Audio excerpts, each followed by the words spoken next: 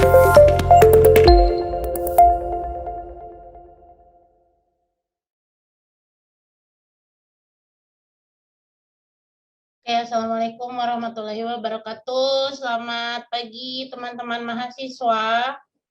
Sebelum kita mulai, boleh dong kita on cam dulu yuk. Kita on cam dulu. Bang Adit boleh di stop share dulu nggak Bang Adit? Biar kelihatan dulu nih muka-mukanya mahasiswa di hari Sabtu ini. Oke, sip. Terima kasih ya teman-teman, udah beberapa yang on cam. Rizky nggak pakai baju kayak kemarin lagi Rizky. Ya, wah ini karena selama ini Mbak Nisa masuknya di kelas praktikum doang nih, jadi lihat muka teman-teman yang lain ya udah lama nggak lihat sekar ya, udah nggak pernah ketemu lagi selain di kelas kuliah ya. Oke teman-teman, hari ini ya Insya Allah kita akan mendengarkan cerita dari dosen tamu kita hari ini. Nah, nanti akan berkenalan, tapi hari ini acara kita akan dimoderatori oleh Ibu Retno. Ibu Retno, Assalamualaikum, selamat pagi Ibu. Waalaikumsalam, Mbak Nisa, selamat pagi Mbak Nisa, teman-teman semuanya selamat pagi. Oke, teman-teman, jadi hari ini kita akan mendengarkan Mbak Ruri nanti ya, dosen tamu kita, terus nanti waktu presentasinya itu 30 menit dan harus kita akan berdiskusi gitu ya. Jadi nanti teman-teman tolong dengarkan supaya kita bisa mendapatkan pelajaran dari kegiatan hari ini. Silakan Ibu Retno, Bang Adit boleh mulai kita share lagi. Oke, baik. Terima kasih Mbak Anissa. Selamat pagi semuanya. Assalamualaikum warahmatullahi wabarakatuh. Waalaikumsalam warahmatullahi wabarakatuh. Oke, alhamdulillah ya kita pagi ini bisa bertemu walaupun masih tetap menggunakan Zoom ya, nggak bisa bertemu tatap muka secara langsung, tapi patut bersyukur alhamdulillah kita dalam kondisi sehat walafiat semuanya, dan alhamdulillah juga nih pagi ini kita kedatangan tamu spesial ini ya, ada Mbak Ruri Arimbi. Sebelum itu saya mau menyapa dulu yang terhormat para dosen mata kuliah Komunikasi Bisnis dan Humas yang sudah berkenan hadir pada pagi hari ini. Kalau tidak salah di sini ada Bu Aci ya. Lalu juga mungkin yang lain akan menyusul para dosen, dan juga yang saya hormati para kawan-kawan asisten dosen ya, ini tim praktikum yang luar biasa Mbak Nisa dan teman-teman. Dan juga yang saya hormati pembicara pagi hari ini yaitu Mbak Ruri Arimbi, dan tentu yang teramat kami sayangi dan kami banggakan seluruh mahasiswa peserta mata kuliah Komunikasi Bisnis dan Hubungan Masyarakat. Oke, sebelum itu saya mau menyapa Mbak Ruri dulu. Selamat pagi Mbak Ruri. Selamat pagi Bu Retno. Ya, senang sekali nih Mbak Ruri ya. Ini kita bisa bertemu, bisa bersilaturahmi.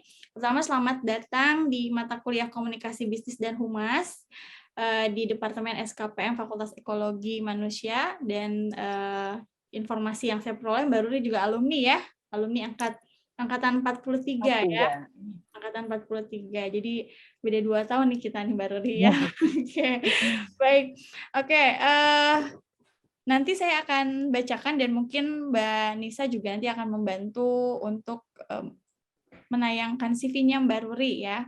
Jadi teman-teman ini setiap pertemuan akhir menjelang UTS nih Mbak Ruri, dan nanti menjelang UAS akan ada selalu dosen tamu gitu ya. Salah satu hal yang menjadi apa ya, yang dibilang apa ya, berkah mungkin ya, tapi kan nggak bisa kita bilang berkah dari pandemi, tapi sejak pandemi ini kita selalu mendatangkan dosen-dosen tamu gitu ya, dari para praktisi yang menurut saya kalau dulu waktu pas zaman offline itu agak susah ya untuk cari waktu dan sebagainya, sekarang malah lebih mudah. Jadi teman-teman ini lebih banyak bisa belajar banyak hal, tidak hanya teori tapi dari praktek. Dan kebetulan untuk pertemuan kuliah ke-7 itu teman-teman berbicara soal komunikasi pemasaran gitu ya, dan kami berharap Mbak Ruri dengan segala pengalamannya bisa sharing kepada kami semua terkait apa yang sudah Mbak Ruri dan kawan-kawan sudah lakukan yang luar biasa gitu ya, dan juga dari mulai menggiatkan petani lokal ya dan juga UMKM. Oke, mungkin bisa dibantu Mbak Nisa atau Mas Adit untuk menampilkan. Nah, ini dia ya. Jadi teman-teman bisa melihat. Jadi intinya Mbak Ruri ini adalah direktur utama ya dari PT Nexstar Natura Karya. Jadi perusahaannya Mbak Ruri ini didirikan bersama-sama dengan 3 rekan lainnya ya Mbak Ruri ya, kalau tidak salah di sini. Betul. Dan perusahaannya bergerak di bidang industri dan perdagangan perawatan kesehatan gitu ya, yang berbasis natural dan organik gitu. Dan juga bisnisnya Mbak Ruri ini dapat support dari STP ya, atau Science and Technopark-nya IPB ya, jadi kerjasama. Dan tahun lalu dapat prestasi ya sebagai mitra terbaik yang mencapai omset tertinggi. Wah, ini luar biasa nih, hebat nih Mbak Ruri dan kawan-kawannya gitu.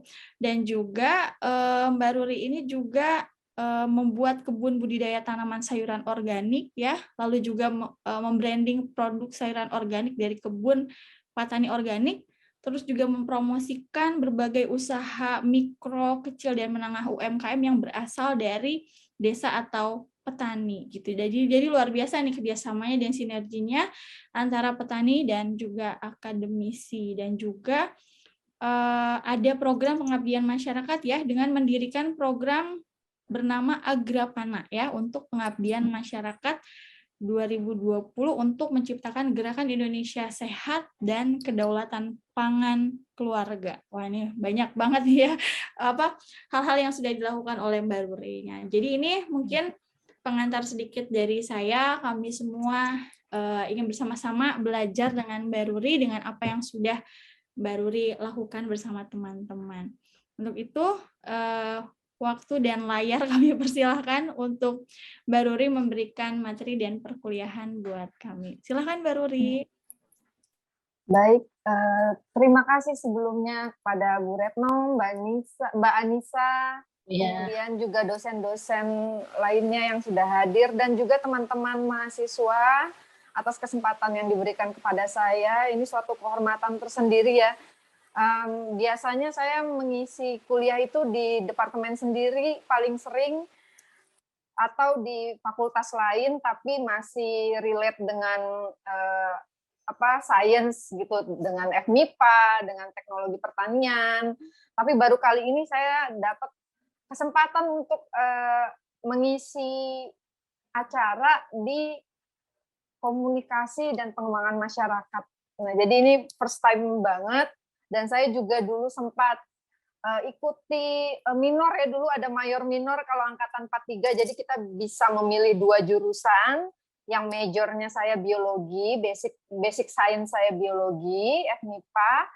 Nah, karena saya eksak banget nih anaknya ya, jadi memang terbatas banget di komunikasi, makanya saya mencoba mengambil beberapa mata kuliah atau minor itu komunikasi gitu. Dan sekarang dapat kesempatan untuk sharing ya, sebenarnya saya juga belajar diskusi ini, nanti saya juga banyak belajar dari teman-teman dosen, teman-teman mahasiswa di sini. Jadi bukan berarti saya mengajar, tapi saya berbagi pengalaman, dan juga mungkin ada sedikit dari pengalaman saya yang bisa dijadikan ide mungkin bagi teman-teman nantinya ya, untuk yang punya jiwa kewirausahaan gitu. Mari saya tampilkan dulu nih aktivitas pasca dunia perkuliahan ya. Saya lepas dari dunia perkuliahan atau lulus, kemudian saya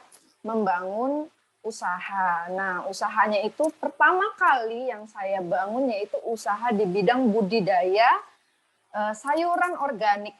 Jadi saya ada menyewa lahan di belakang gudang Bulog Dramaga. Jadi kalau teman-teman nih udah masuk kuliah di Dramaga, boleh mampir di belakang gudang Bulog Dramaga, seberangnya Botani Mart. Itu ada 1 hektar, sekitar 1 hektar lahan kebun sayur organik, namanya backyard garden atau kebun belakang farm dengan brand Patani Organik. Nah, ini yang pertama kali saya branding gitu. Saya bikin usahanya ini gitu loh, teman-teman. Modalnya berapa? Modalnya cuma 350.000. Ya, saya nggak pernah bikin usaha dengan modal jutaan rupiah, miliaran tuh belum pernah.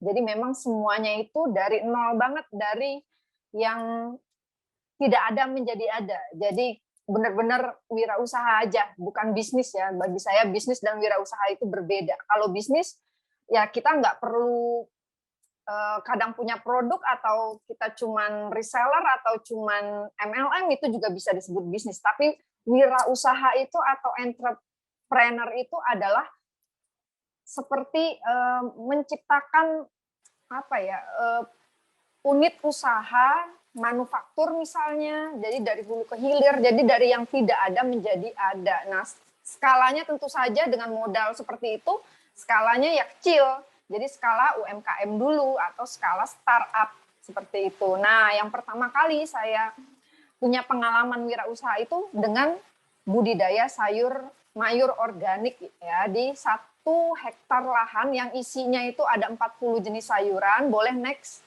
biar bisa dibayangkan aktivitas sehari-hari bersama petani. Nah, ini ada lahannya, ada petani mitranya tentu saja, ada yang bagian marketingnya, ada bagian penanggung jawab produksi gitu. Nah, yang bagian marketing tentu saja nih yang anak-anak muda, yaitu saya, kan karena masih fresh ya, masih fresh graduate, jadi harusnya semangatnya masih tinggi untuk memasarkan produk dari hasil budidaya bersama petani mitra. Jadi saya ini di bagian divisi marketingnya lah ibaratnya dalam unit usaha bersama petani gitu. Nah, suami saya inilah yang pertama kali mengelola lahan itu bersama petani untuk dibudidaya dari tahun 2005. Beliau lulusan Teknologi Industri Pertanian angkatan 33. Kalau saya 43, dia 33. Nah, dia bertani, kalau saya ya menjual hasil taninya, gitulah ya simpelnya. Nah, saya membuka atau mencari pasar sendiri, teman-teman. Jadi biar kita tidak bergantung pada sistem tengkulak gitu. Jadi rantai pasoknya juga kita press, kita potong sehingga semua orang itu berhak dapat pangan sehat. Jadi nggak hanya kalangan tertentu saja yang bisa mengkonsumsi sayuran organik. Coba kalau teman-teman lihat di mal-mal, sayuran organik harganya kan per bungkusnya ya, per kemasannya itu misalnya sampai 20.000, padahal cuma seikat gitu ya. Berarti hanya kalangan tertentu yang bisa mengkonsumsi pangan sehat. Nah, jadi saya berpikir kenapa sih kita tidak berproses budidaya secara organik di tengah keterbatasan yang ada, punya idealisme untuk bertani selaras alam, tapi hasilnya bisa dikonsumsi banyak orang, sehingga sayur mayur saya walaupun dia organik, walaupun tanpa pestisida, budidayanya juga mengikuti kaidah-kaidah yang selaras dengan alam, tapi harganya harga pasaran gitu loh. Jadi semua orang dapat mengonsumsinya atau bisa datang sendiri dan panen sendiri. Seperti itu ya konsep dari unit usahanya. Oke, next. Nah, ini aktivitas kami sehari-hari loh, teman-teman. Jadi selain budidaya, mengatur pola tanam sehingga kita bisa panen tiap hari dan memasarkan produk tiap hari, teman-teman. Jadi petani itu dapat penghasilan rutin tiap hari ataupun tiap bulan gitu loh. Jadi kita membangun unit usaha itu ya untuk supaya punya rutinitas di bidang unit usaha pertanian. Makanya pola tanam kita atur banget supaya bisa panen tiap hari, bisa jualan tiap hari. Nah, ini ada proses ramping ya, maksudnya proses habis panen, disortir, dibersihkan. Jadi kalau teman-teman beli nih produknya Patani Organik, nanti bisa follow Instagramnya ya. Nah, beli aja di sana, ada linknya di bio. Nah, belanja iseng-iseng misalnya harganya dari 4.000, dari 6.000, udah organik, itu udah tinggal diolah. Nah, ini salah satu inovasi dari kita sebagai akademisi untuk berkontribusi lah terhadap para petani lokal. Selain kita mengajarkan budidaya secara organik, tapi kita juga mesti ngasih inovasi dong. Bagaimana menambah value atau nilai dari suatu produk hasil panen. Nah, jadi konsumen itu senang nanti dapat produk kita karena udah tinggal diolah. Bahkan ada yang udah dicacah gitu misalnya. Udah bersih, udah jelas bebas pestisida dan segala macamnya ya teman-teman ya, udah disortir. Jadi memberdayakan warga sekitar juga nih, ibu-ibu yang ada di situ tuh ibu-ibu yang tinggal di desa dekat lahan begitu. Next. Oke. Nah, tadi sebelumnya itu lahannya sekitar 1 hektar, kecil ya teman-teman ya, tapi ragam produknya banyak. Jadi ada sistem pola tanam yang namanya, salah satunya namanya tumpang sari. Jadi dari satu garit itu ada sekitar 4 atau 5 jenis tanaman, itu bisa loh teman-teman. Kayak gitu. Jadi nggak monokultur, polyculture gitu. Nah, ini ragam produk yang kita taruh di sekitar, kalau sekarang 15 toko sayur retail di area komplek perumahan Bogor. Nah, seperti ini. Ada yang diplastikin karena sesuai permintaan pasarnya atau tokonya. Ada yang sudah kayak go green gitu loh kemasannya. Jadi kayak dikemas dengan daun pisang, seperti itu. Ada yang online biasanya yang mengusung ramah lingkungan, nggak menggunakan plastik lagi ya. Kalau ini kan speknya kayak spek mall-mall ya. Karena kami juga sempat masukin ke Giant waktu Giant masih ada gitu. Oke, lanjut, next. Nah, ini lahannya sekitar 1 hektar, nggak besar, tapi bisa. Cuman memang kalau untuk 1 hektar saja ini kurang. Jadi karena kami punya relasi nih, nah ini pentingnya komunikasi ya teman-teman ya. Skill komunikasi di sosialnya nanti, di kita terjun ke masyarakat, kita punya banyak kenalan petani, mitra kelompok tani, jadi lahannya bukan di sini aja loh teman-teman, untuk menyuplai sayur. Jadi di Cikabayan ada di dalam kampus IPB, itu ada tim kami yang bikin juga lahan di sana. IPB minta bikin lahan ke tim kami untuk bikin sayuran dengan konsep pertanian organik. Nah, itu yang membuat konsepnya, konsultingnya, itu dari kami juga.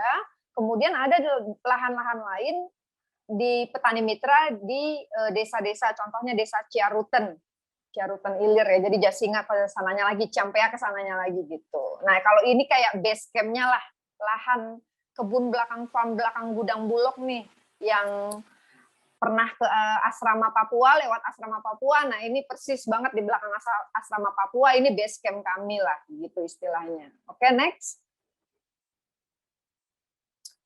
Nah, ini kayak program pemberdayaan masyarakat. Jadi tidak hanya kita berdagang ya teman-teman ya, kayak kita tidak hanya berwirausaha, tapi juga campaign. Jadi ada kampanyenya. Kampanyenya itu simple sebenarnya, sederhana, tapi tidak banyak yang mau mengimplementasikannya. Tapi sebenarnya sederhana seperti ini cukup membuat ide atau inspirasi masyarakat kota nih, yang belum tentu berdaulat pangan seperti masyarakat desa ketika terjadi krisis pangan loh. Jadi meskipun kita punya uang, tapi kalau kita tidak bisa memproduksi makanan kita sendiri, kita belum berdaulat pangan gitu loh. Nah, bagaimana menciptakan budaya atau jiwa kedaulatan pangan, yaitu dengan membangun kebun organik di fasilitas umum komplek perumahan misalnya, atau di teras rumah kita sendiri, di teras apartemen, atau di kebun yang kosong, yang lahannya tidak digunakan, tapi kita bisa menggunakannya. Nah, ini jadi konsepnya petaninya dari kebun belakang farm atau petani organik jadi konsultannya, teman-teman bisa punya kebun sendiri gitu, dan punya nilai produktif ya, nilai ekonomis.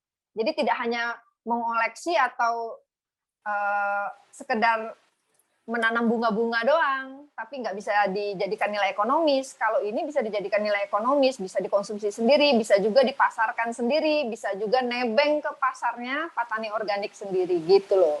Konsepnya sih seperti itu ya teman-teman ya. Next. Nah, ini salah satu dokumentasi di komplek perumahan Bogor yang fasilitas umum dari kompleknya itu kami bikinkan kebun sayur organik gitu loh. Jadi mereka nih yang budidaya mereka, tapi kok diawasi, dibina oleh petani kami gitu loh. Dan ini juga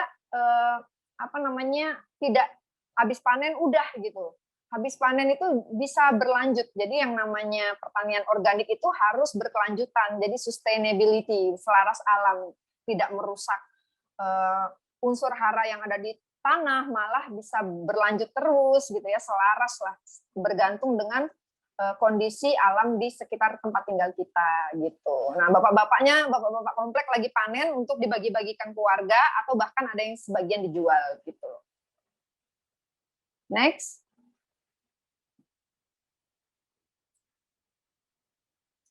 Nah, jadi dari kebun tadi muncullah ide untuk membuat kedai. Kedai ini sumber bahan makanannya ya dari kebun itu sendiri. Jadi kalau teman-teman pengen makan cah kangkung, gado-gado, nah itu harus dipanen dulu dari kebun. Jadi fresh sekali ya teman-teman ya, gado-gado sayuran organik. Jadi memang ada sensasinya lah untuk memproduksi makanan tapi dipanen dulu dari awal, dari hulu ke hilir sampai ke meja itu bisa teman-teman saksikan. Nah, ini ada namanya kedai air, itu letaknya di tengah kebun sayur organik tadi. Nah, ini kedainya para petani, tapi bisa juga teman-teman untuk menikmati suasana dan makanan di sini gitu. Tapi saat ini kedainya masih GoFood atau GrabFood dulu karena terkendala PPKM. Mahasiswanya juga lagi nggak ada kan di kampus, padahal ini pasarnya juga mahasiswa, teman-teman kosan yang ada di sekitar gitu. Jadi ditutup dulu untuk sementara, nanti setelah PPKM diusahakan dibuka kembali gitu. Next. Nah, ini ada seperti kayak studi lapang, field trip. Jadi tidak hanya kita sekedar membuka lahan terus berjualan hasil panen ya teman-teman. Bagi orang-orang yang belajar bertani, belajar wirausaha, mau belajar bertani selaras alam secara organik itu bisa banget di kebunnya Pak Tani Organik ini ya, bersama para petani seperti itu. Next. Nah, ini contoh-contoh sekolah lapang lah istilahnya ya, teman-teman ya, kayak kayak istilahnya itu kalau teman-teman mengajak keluarga atau anak-anak untuk studi lapang, nah itu bisa untuk riset bahkan itu bisa banget di sini. Kemudian untuk mengenal atau bersosialisasi bersama petani itu bebas, terbuka untuk umum, maksudnya seperti itu. Jadi kalau untuk datang langsung berkunjung berdiskusi, kami terbuka untuk umum. Next. Nah, ini usaha yang saya bangun setelah ini fokus di dunia pertanian tadi ya teman-teman ya. Usaha ini berangkat dari hobi sih. Mulainya tahun 2018. Next. Belum ada PT, nggak mungkin saya punya PT dari 2018. Karena modal usaha saya selalu kecil, jadi saat membangun brand organic skincare Nectars ini sebenarnya bukan brand tapi usaha, masih unit usaha ya, brandnya nanti ada akan launching. Nah, membangun unit usaha ini modalnya 400.000 kalau nggak salah, saya bersama teman saya ini ada 2 orang, 400.000 modalnya, ya belum bisa bikin perusahaan ya teman-teman ya, masih berjualan skala ini loh, mulut ke mulut gitu loh. Jadi yang pertama kali saya bikin itu kalau saya nggak salah ingat masker wajah itu pertama kali. Itu saya bikin mini lab di salah satu kamar di ruangan rumah saya. Di rumah saya ada kamar kosong, saya bikin lab gitu. Nah, karena saya basicnya anak-anak biologi nih pasti tahulah ya minimal teknik aseptik lah, sebandel-bandelnya kita di kelas atau sebodoh-bodohnya kita di kelas pasti mengerti dengan teknik aseptik di laboratorium dan segala macam. Nah, saya bikin lab sederhana, kemudian produksi produk skincare berbasis organik, tapi lama-lama kok jadi apa ya, prospeknya ini atau permintaan pasarnya lumayan gitu, lumayan. Terus produknya jadi berkembang dari yang cuma 2 jadi 4, kemudian sampai sekarang mungkin sekitar 40-an ada ya, 40 jenis produk skincare, wajah dan badan, sabun, shampoo, kemudian skincare untuk wajah, segala macam lah ya, berbasisnya natural sama organik. Kenapa sih mesti natural dan organik? Karena kami punya idealisme, kalau kita makan saja mesti mikir, berarti yang kita oles ke kulit juga mesti kita pikirkan, karena itu lebih berbahaya, lebih mudah terserap apapun yang kita oles ke kulit dibandingkan mencerna makanan, teman-teman. Jadi dulunya saya bergantung ke skincare berbasis obat, ke klinik kecantikan, dan segala macam. Saya nggak mau bergantung dengan obat-obatan, karena pasti ada risiko jangka panjang. Nah, makanya saya beri nutrisi yang sehat untuk wajah saya, tapi saya nggak punya uang. Saya nggak punya uang untuk beli skincare organik, pasti mahal gitu kan. Namanya organik, susah dong produksinya gitu loh. Dibandingkan memproduksi obat yang cuman zat-zat segala macamnya gitu kan, yang dicemplung-cemplung zat kimiawi sintetik. Kalau skincare organik itu kita harus ekstrak tanamannya, plant based gitu loh. Jadi harganya di pasaran mungkin jutaan dan pricey. Kalaupun ada, saya belanja brand yang ada di mall yang ngaku-ngakunya natural atau organik, tapi ternyata itu cuman brand aja, iklan. Isinya sih tidak mencerminkan itu semua. Jadi dengan idealisme seperti itu saya memproduksi memproduksi skincare sendiri dan membangun legalitas usaha. Legalitas usahanya berupa perseroan terbatas. Tentunya dari hasil penjualan ya. Saya belum pernah dapat dana hibah besar soalnya. Jadi dari hasil penjualan ditabung, sekolah formulasi. Jadi formulator saya sekolahin formulasi gitu loh. Kami dari hasil jualan kami 2 tahun di Formula Botanica, itu salah satu sekolah formulasi paling kredibel di dunia untuk skincare natural dan organik ya, adanya di Inggris. Kemudian sudah dapat paten formula, kami memformulasikan produk, ya jadilah skincare natural dan organik dari PT Nectars Natura Karya. Legalitas usaha diurus, kemudian kami inisiatif dong untuk mengikuti regulasi BPOM. Jadi nggak sekedar laku, habis itu udah nggak mau diurus regulasinya. Jadi kalau kita pede, produk kita bagus, produk kita sehat banget, kita harus taat regulasi juga. Walaupun belum keluar izin segala macam, tapi BPOM itu sangat support dengan kita yang sangat idealis, sangat inisiatif, dan juga jelas produknya sehat, seperti itu. Jadi nggak ada yang berani untuk ngerecokin kita lah istilahnya gitu ya, kalau kita kooperatif sama pemerintah, terus juga kita kooperatif banget untuk berusaha lebih baik lagi ke depannya. Dan juga ini disupport oleh Science Technopark IPB atau inkubator bisnis IPB ya teman-teman ya. Next. Oke, sepertinya slide-nya singkat banget. Kalau yang Nectars ada di slide berikutnya ya, kalau teman-teman masih mau melihat dan masih ada waktu tentang perusahaan Nectars Natura Karya. Ya, silakan Mbak Ruri, masih ada waktu sekali nih untuk bisa dilanjutkan. Saya sangat-sangat menyimak nih Mbak Ruri. Silakan Mbak Ruri dilanjutkan. Next, coba next dulu. Oke, nah ini identitas usahanya ya. Kalau teman-teman mau field trip atau mau berkunjung ke pabriknya, bisa kontak saya dulu, nanti bisa studi banding lah ibaratnya gitu ya, atau sharing atau diskusi juga bisa sesekali. Ini di Sindang Barang Loji di Komplek Pertanian, berupa rumah home industry gitu, rumah yang dijadikan pabrik, rumah yang dijadikan layout pabrik seperti itu. Tapi tidak boleh ditinggali orang. Ini fokus untuk industri dan perdagangan, izin industrinya dan izin produksinya juga udah keluar. Jadi rumah yang disetting sudah seperti pabrik. Oke. Di Sindang Barang Loji lokasinya. Next. Nah, ini awalnya nih tim Nectars baru 2 orang nih yang punya modal 400.000 ya, 2 orang ini ya. Saya dan teman sekelas saya namanya Ismita. Nah, saya fokus di bagian brandingnya atau marketingnya. Teman saya fokus di bagian formulasinya gitu. Jadi kayak sinerginya itu harus bagi-bagi tugas gitu. Next.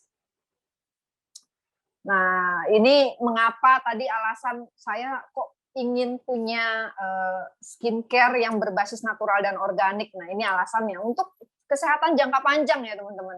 Kalau teman-teman lihat lifestyle-nya artis atau orang-orang yang educated people ya, yang teredukasi, dia nggak bakal mau asal membeli produk, makanan, skincare-nya biasanya eksklusif, custom blend, biasanya natural, organik banget gitu. Nah, itu yang mau saya pengen, cuman karena harganya mahal, jadi saya ingin bikin skincare organik tapi kualitas tinggi, speknya spek harga jutaan, harganya tapi cuman ratusan ribu misalnya, seperti itu loh.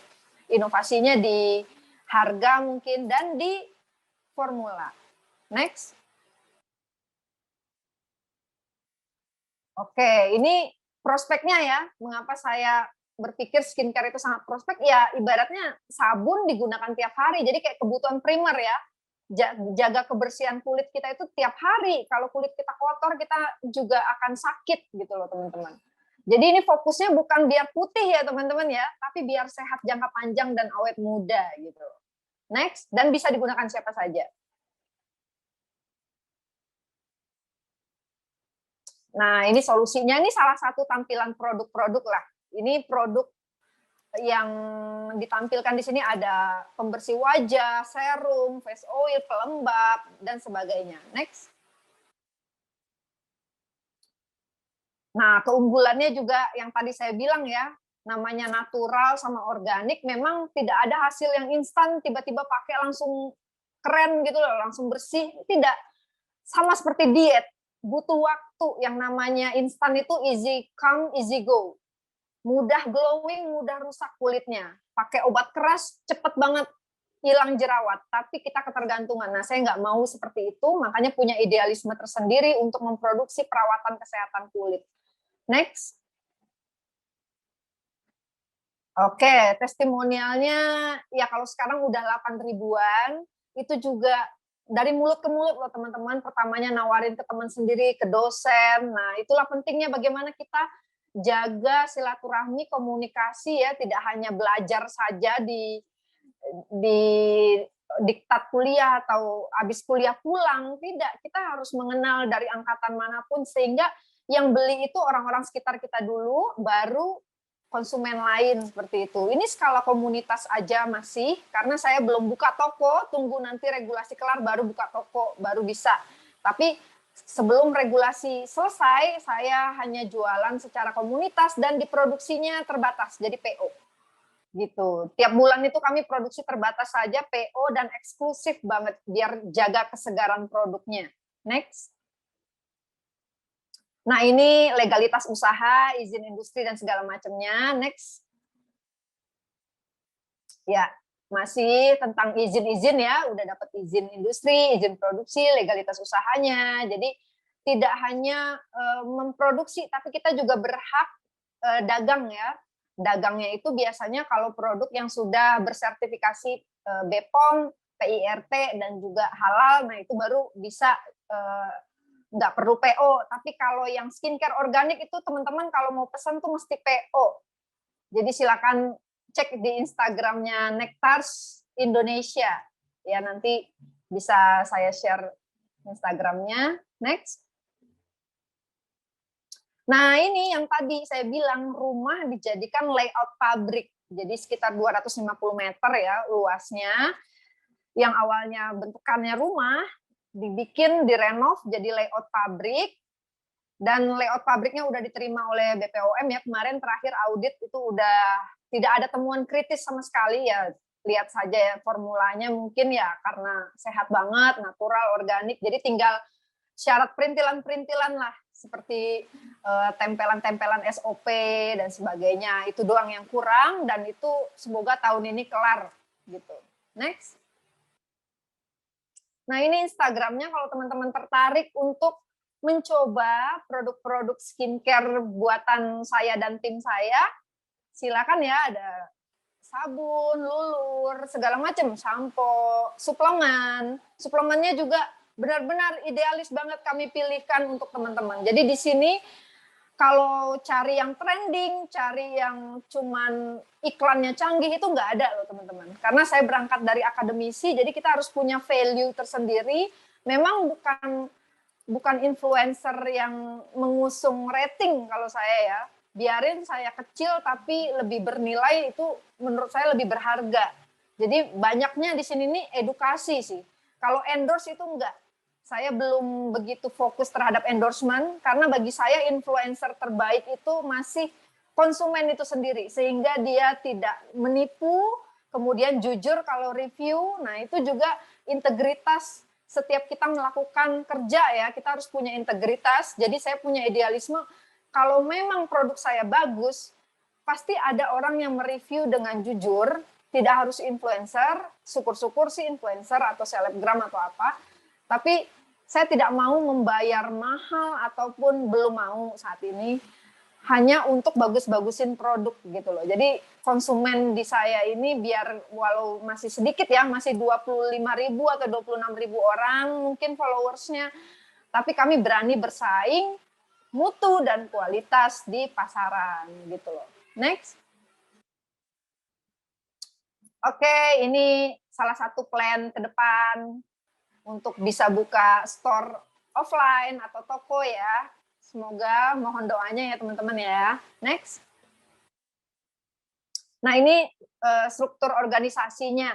Saat ini ada sekitar 12 pegawai di pabrik. Tapi kalau di kebun itu mungkin sekitar 10 orang lah. 10 orang petani, kemudian saya dan suami dan segala macamnya gitu. Kalau di perusahaan Nectars ini di pabrik ada sekitar, timnya sih ada 12 orang, tapi yang di pabriknya 7 orang. Next.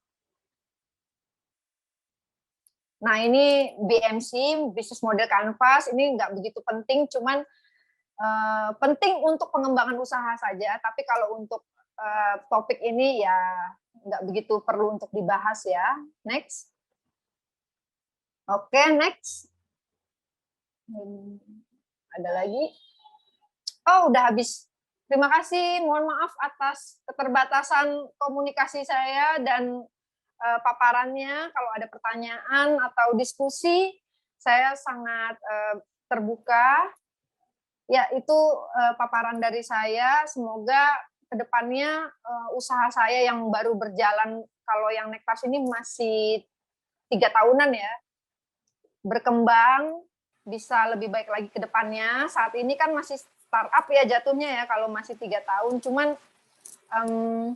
dengan modal yang sangat terbatas bisa membuka lapangan pekerjaan, memulai usaha, itu sebenarnya kuncinya ya teman-teman ya. Wirausaha itu bukan buat untuk jadi kaya raya atau crazy rich ya, tapi bagaimana passion kita untuk membuka lapangan pekerjaan bagi orang lain dan juga mengembangkan usaha yang sudah kita bangun itu dari nol, bukan yang tiba-tiba ada, tiba-tiba besar seperti itu.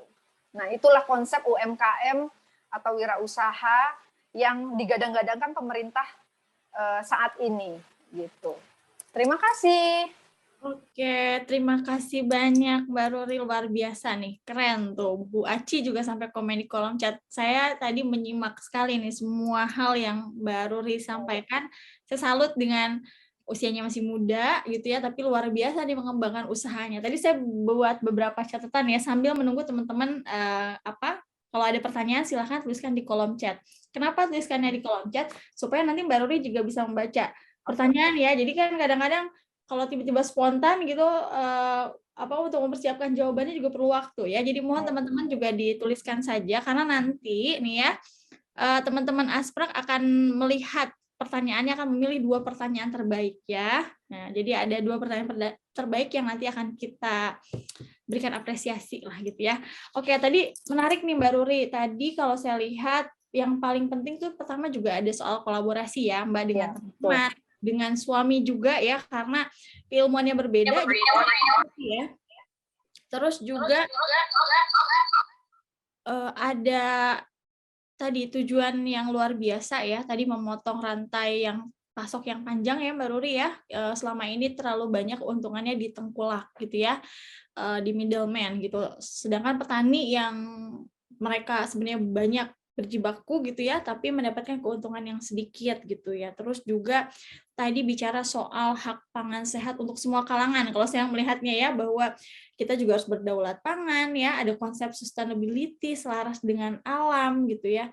Termasuk tadi bagaimana Mbak Ruri dan teman-teman mengatur sistem pola tanam tumpang sari yang setiap hari itu petani itu bisa punya penghasilan. Ya, selama ini kan seringkali petani itu kayak dikendalikan oleh sistem lain gitu ya, sehingga untuk sehari-hari kadang harus gali lubang tutup lubang gitu ya, Mbak, itu yang menjadi banyak permasalahan. Lalu juga ini gambaran besarnya itu Mbak Ruri juga bicara soal kesejahteraan petani ya, soal pemberdayaan gitu.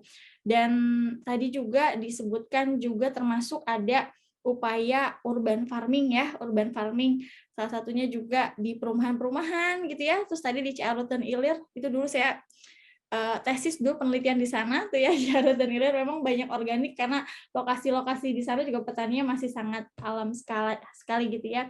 Terus juga kayaknya tadi ada konsep agroeduturism juga ya Mbak Ruri ya. Mudah-mudahan sih nanti PPKM cepat berakhir sehingga tadi kedai air dan sebagainya, usaha-usaha yang sekarang masih terbatas nanti bisa kembali dibuka dan mungkin kita semua juga bisa berkesempatan ke sana gitu ya.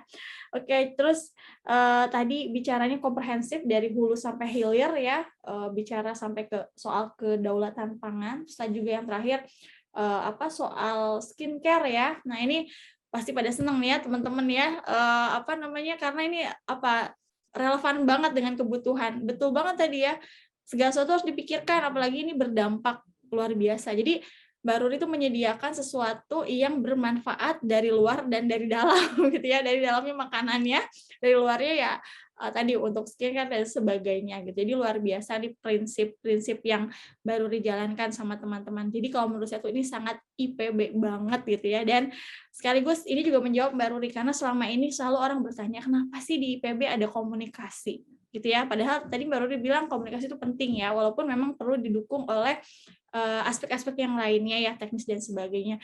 Sama juga kenapa sih di KPM ada mata kuliah komunikasi bisnis gitu ya, itu sering banget tuh kita dapat masukan seperti itu, padahal potensi pertanian kita tuh luar biasa ya kalau dikelola dengan baik gitu. Jadi menurut saya sih luar biasa ini presentasinya Mbak Ruri, menggambarkan nih ke teman-teman ya, ini harapan besar teman-teman bisa mengembangkan lebih jauh lagi. Oke, ini sudah banyak pertanyaan nih Mbak Ruri, saya coba bacakan beberapa gitu ya, mudah-mudahan bisa terjawab semuanya nih. Dari Faska nih ya.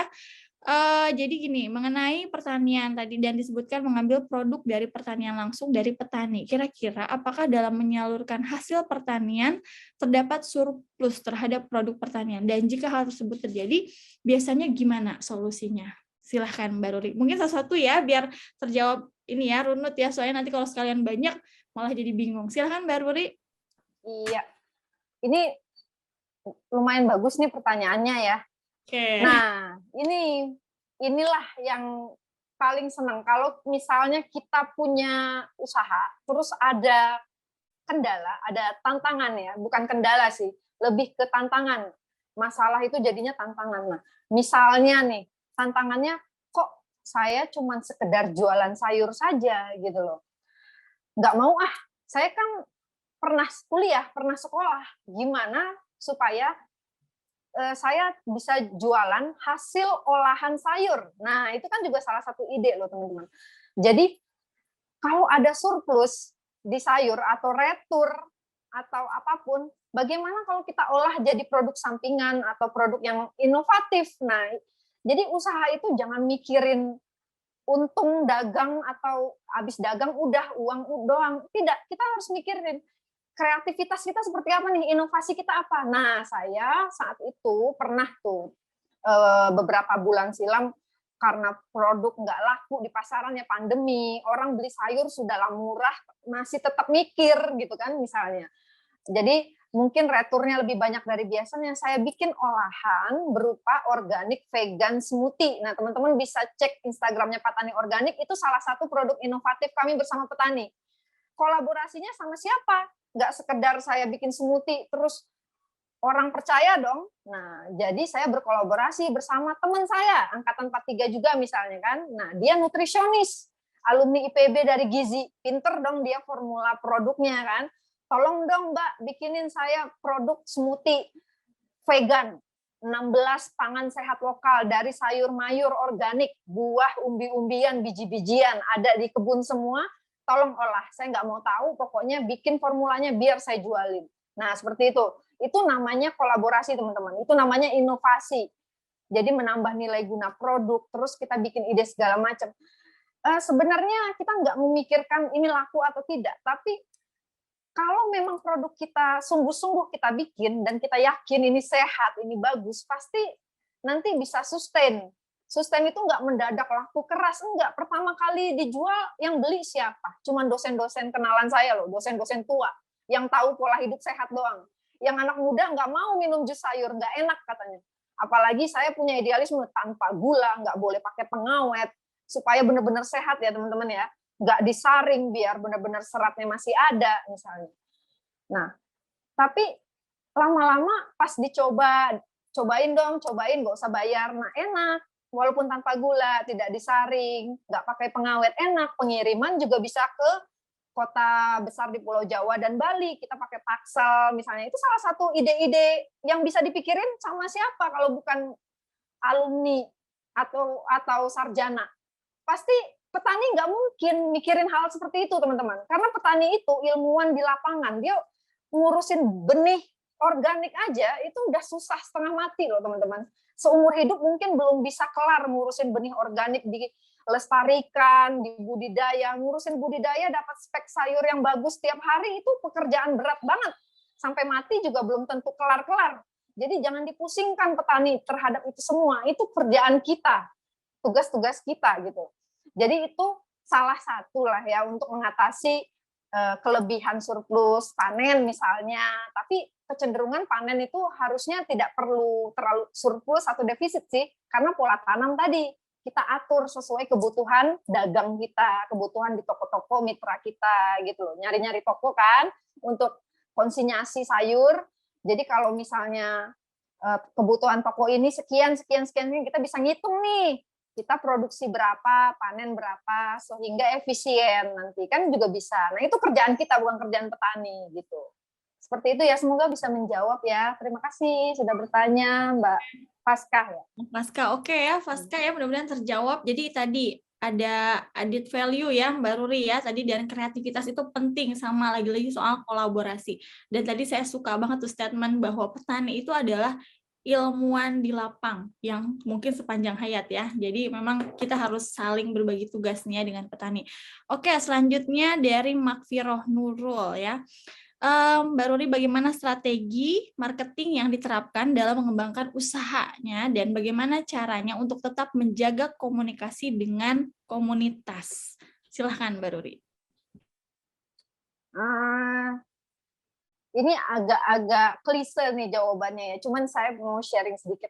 Kalau teman-teman tahu yang namanya almarhum Bob Sadino, pasti tahu kan teman-teman ya, yang nyentrik itu kan ya, yang sudah meninggal sih sekarang, cuman pasti terkenal lah ya, dia pakai celana pendeknya itu. Dia pernah dihadiri seminar kan, terus dia bilang, dia tukang jual telur, dia di peternakan nih kalau saya di pertanian, dia bilang gini, ditanya nih strategi marketingnya apa nih gitu kan supaya jualan ini laku segala macam. Dia jawabnya nyeleneh, tapi menurut saya sebenarnya itu jawaban juga. Jadi jualan telur kok pakai strategi marketing, jualan aja. Nah, jadi memang untuk sebagian orang nggak puas dengan jawabannya. Cuman kalau menurut saya juga, saya ini basicnya biologi kan, tapi gimana sih saya harus survive, bertahan di unit usaha? Ya saya nggak punya backup plan. Saya nggak punya pekerjaan sampingan. Yang saya punya pekerjaan ya saya harus bikin usaha, wirausaha, nggak punya uang loh teman-teman. Ingat, 350.000 itu udah uang di dompet gitu kan.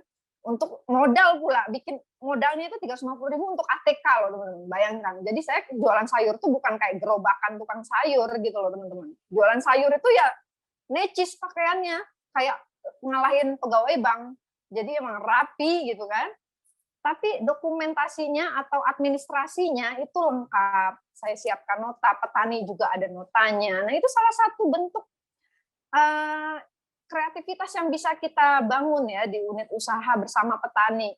Kemudian menawarkan produk dengan percaya diri, dengan meyakinkan gitu. Misalnya jangan tampil tidak representatif dong, seperti itu. Nah, itu kunci di komunikasi bisnis itu ya satu, bagaimana kita personal branding diri kita, karena kita nggak punya apa-apa lagi selain diri kita. Jadi modal kita itu adalah personal branding loh teman-teman. Jangan sepelekan personal branding, karena di skala startup atau UKM, itu hampir persoalannya hanya pemasaran. Produk boleh berani bertaruh deh. UKM, UMKM, dan segala macam produk-produk di negeri kita itu bagus-bagus semua. Tapi kenapa kalah sama produk branded luar negeri? Kenapa kalah sama yang di mall-mall atau yang tren yang bukan UKM segala macam?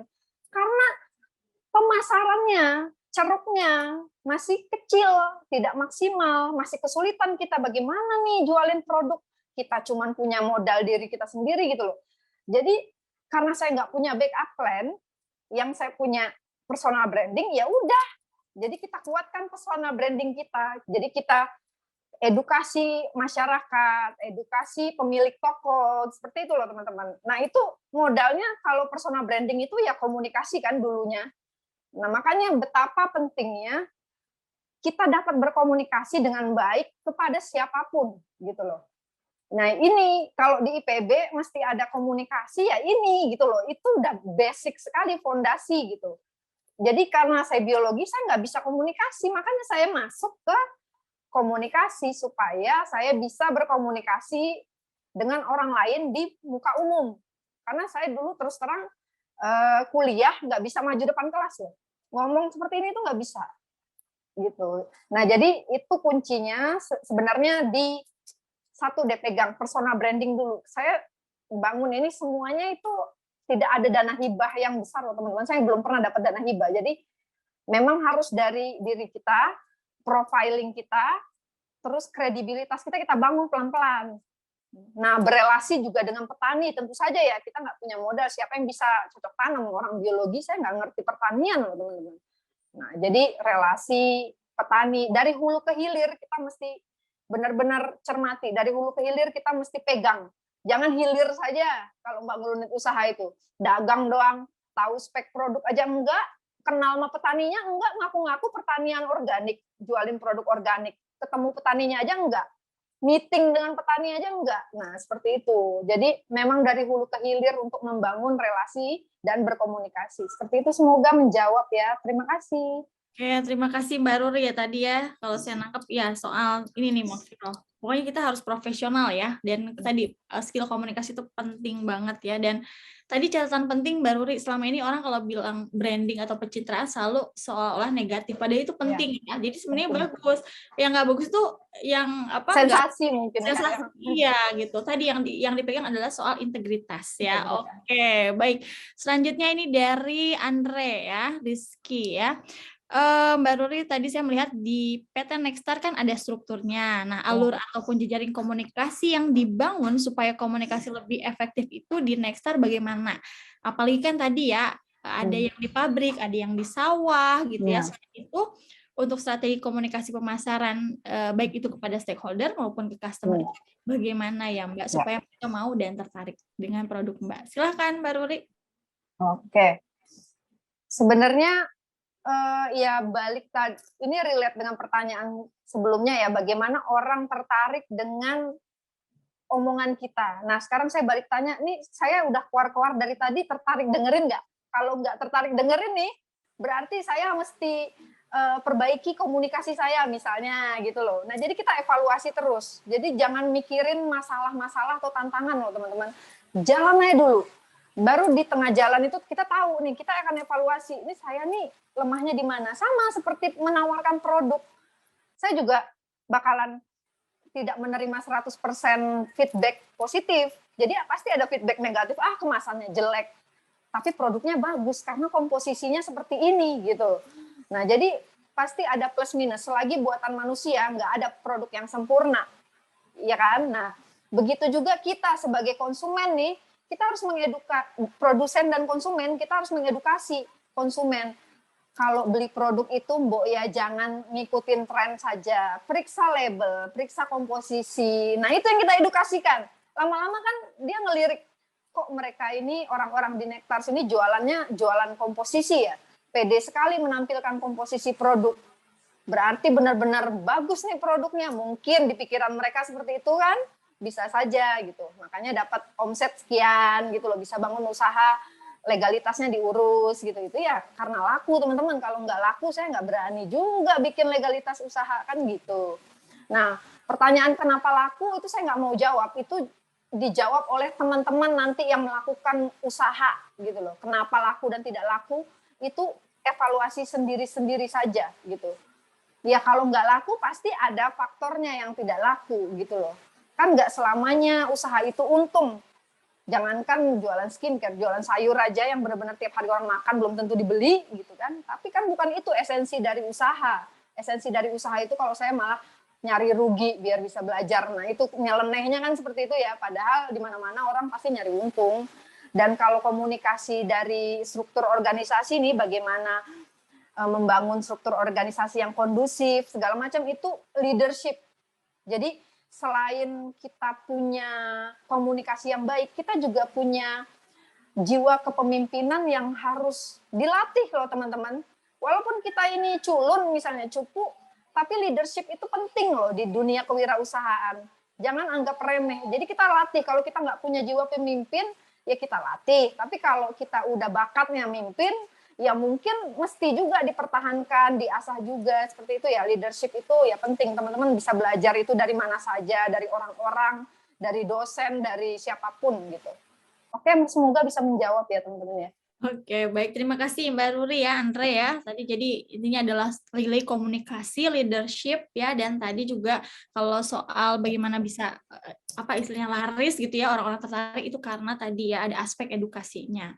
Oke, selanjutnya ini pertanyaan dari Fitriani. Nah, ini nih Mbak Ruri, kita sekarang kan udah menerapkan MBKM ya, Merdeka Kampus apa Merdeka Belajar, Kampus Merdeka ini dari UHO ini ya, dari Universitas Kendari yang sekarang lagi di IPB, jadi lagi ikut belajar di sini. Ini dari Fitriani. Oh, ini nanya soal skincare-nya nih, ini lebih ke teknis ya. Bagaimana mengolah bahan organik untuk skincare agar bisa bertahan lama tanpa adanya pengawetan dari bahan kimia. Nah, ini kayaknya minta tipsnya ya, silakan Mbak Ruri. Ya, jadi kalau di dunia skincare natural sama organik itu, kalau saya buka nih tabirnya ya, tabir di pasaran skincare natural sama organik, itu produsen berhak loh klaim produknya natural atau organik walaupun yang isinya itu naturalnya cuma 20%.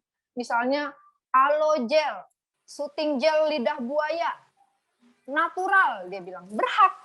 Lidah buayanya natural, tapi 80% lainnya kimiawi sintetik keras nih, alkohol, karbomer, segala macam itu ada, teman-teman. Coba periksa sampo harian teman-teman pasti mengandung SLS misalnya yang kalau masih ada busanya. Itu tidak baik sebenarnya buat kesehatan, apalagi buat pernapasan kita, apalagi buat lingkungan. Itu nggak baik untuk pasokan air bersih. Nah, seperti itu ya teman-teman. Jadi tipsnya adalah bagaimana kita kalau punya idealisme memproduksi skincare natural dan organik, tentunya ada kelemahannya, yaitu kita terbatas di umur simpan. Nah, kelebihannya adalah orang ketika membeli produk kita segar terus kayak mengoles sesuatu ke kulit, tapi seperti makanan kulit tanpa pengawet kimiawi sintetik. Tapi ada yang namanya natural preservatif atau pengawet alami. Memang nggak panjang umur simpannya nanti, paling cuman kalau di Nectars itu cuman sekitar ada yang 6 bulan, ada yang 9 bulan, ada yang 12 bulan gitu.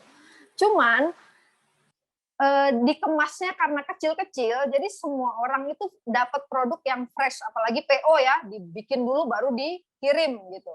Jadi ya itu edukasinya adalah kita ngasih kelemahan juga, tapi kita juga memberikan solusi gitu. Nah, seperti itu. Walaupun produknya cepat banget harus digunakan atau pengawetnya sebentar, tapi kan sehat untuk kulit kita. Jadi itu bukan, it's not a big deal lah. Itu bukan masalah yang berarti, asal kita punya solusinya seperti itu. Nah, di formula natural sama organik nih, kita nggak boleh asal cemplang-cemplung kayak di Pinterest gitu loh, bikin body scrub, jadi apa dicemplang-cemplung gitu, enggak, ada pH yang mesti kita atur gitu, ada case-nya, ada rules-nya, ada trial error, ada ujiannya, ada sertifikatnya loh teman-teman. Makanya bagaimana kita membangun integritas usaha itu, ya kita harus punya wewenang ilmiah untuk memformulasikan produk, jadi nggak asal, makanya dipercaya orang. Kalau kita abal-abal aja nih, alumni biologi bikin skincare, dari mana ya formulanya, di biologi nggak pernah diajarin, kok bisa-bisanya nih orang bikin skincare, kan gitu. Tapi kalau saya otaknya cuma bisnis, saya tinggal maklon atau bikinin ke pabrik lain lah, saya cuma brand aja, saya bikin merek sendiri. Tapi saya nggak mau. Karena apa? Belum tentu pabrik tersebut punya idealisme formula seperti yang saya dan tim saya pikirkan gitu loh. Itu yang namanya kewirausahaan. Dari yang tidak ada menjadi ada. Bikin pabrik sendiri walaupun dari nol, walaupun kecil tadi ya cuman kayak rumah produksi aja ya, tapi kan punya nilai gitu loh. Oke, semoga menjawab ya. Oke, terima kasih Mbak Nuri, ini menarik ya. Jadi intinya lagi-lagi segala sesuatu tuh ada ilmunya ya Mbak ya. Jadi tadi Mbak Nuri itu sama timnya hebat nih, punya integritas ya, itu yang selalu dipegang ya. Jadi itu. Oke, selanjutnya dari Halwa. Nah, ini luar biasa menarik sekali presentasi dari Mbak Ruri. Saya Halwa nih ya. Tadi kan basic Mbak Ruri adalah sarjana FMIPA ya. Dan dari penjelasan tadi Mbak Ruri sepertinya sudah sangat-sangat mengerti tentang pemasaran dan pengelola unit usaha.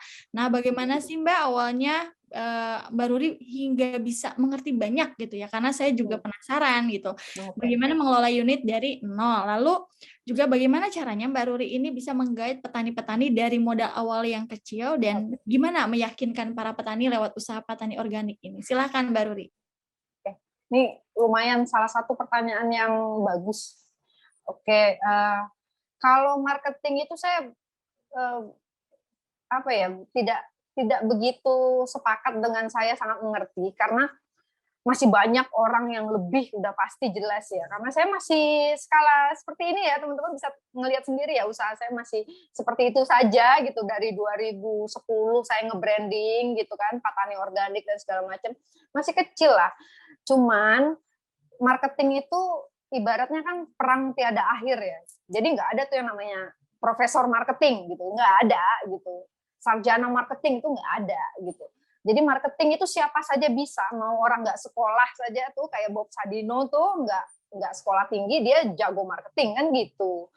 Jadi marketing itu kita belajar terus loh teman-teman. Saya juga belajar terus setiap hari gitu loh. Belajar itu bukan mesti kita kuliah saja ya, tapi belajar dari pengalaman, belajar dari konsumen. Jadi konsumen minta apa, kita ikutin atau kita riset gitu. Kalau bilang wirausaha supaya saya nggak mau kerja diatur-atur orang, saya nggak mau kerja ada bosnya, saya mau jadi bos, bagi saya itu salah. Justru wirausaha bosnya itu siapa? Ribuan customer kita loh. Bahkan kalau udah gede nanti jutaan customer kita, itu bos kita loh. Lebih susah daripada kita kerja yang bosnya cuma satu orang, atasan kita doang misalnya. Nah itu, jadi wirausaha itu bukan sesuatu hal yang istimewa banget ya, jadi semua kerjaan ada risikonya. Wirausaha ini hanya passion saja, pilihan gitu. Dulunya saya pengen jadi dokter nggak bisa misalnya kan, atau nggak pengen jadi dosen nggak bisa, pengen jadi guru nggak bisa, ya udahlah wirausaha aja, ini salah satu passion gitu. Padahal semua pekerjaan itu berharga sekali dengan risikonya masing-masing, seperti itu. Nah jadi kalau untuk bagaimana strategi marketingnya, ya kita ikutin, belajar terus, update terus.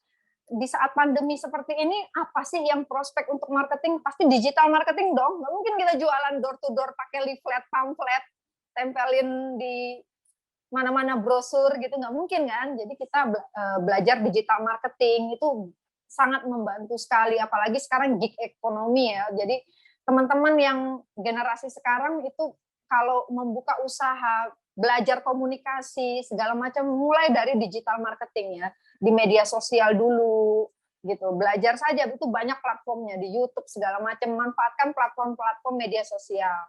Kemudian bagaimana sih saya punya relasi ke petani gitu kan, ibaratnya ini anak kuliahan kok gaul sama petani gitu, sama kemana ini mainnya di mana nih, di empang mana nih mainnya gitu kan. Anak biologi harusnya mainnya di lab aja kan gitu. Ya enggak teman-teman. Nah itulah yang harus kita ubah dari sekarang. Merdeka belajar itu ya itu, teman-teman belajarnya tuh di lapangan harus lebih banyak.